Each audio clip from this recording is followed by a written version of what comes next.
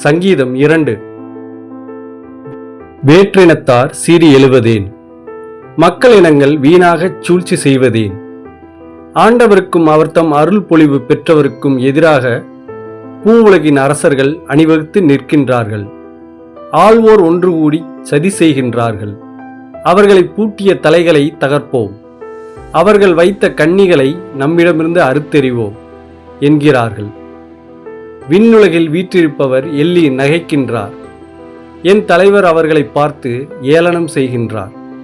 அவர் சினமுற்று அவர்களை மிரட்டுகின்றார். கடுஞ்சினத்தால் அவர்களை கலங்கடிக்கின்றார். என் திருமலையாகிய சியோனில் நானே என் அரசரை திருநிலைப்படுத்தினேன்.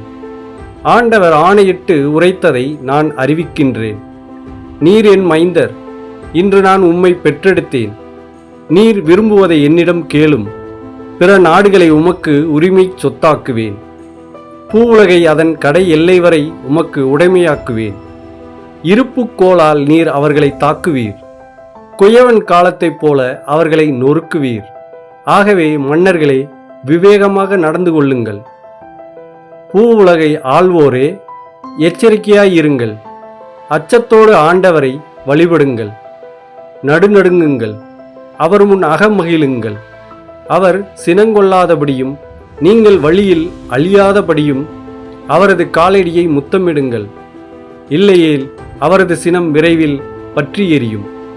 அவரிடம் அடைக்கலம் புகுவோர் அனைவரும் பேறு பெற்றோர்.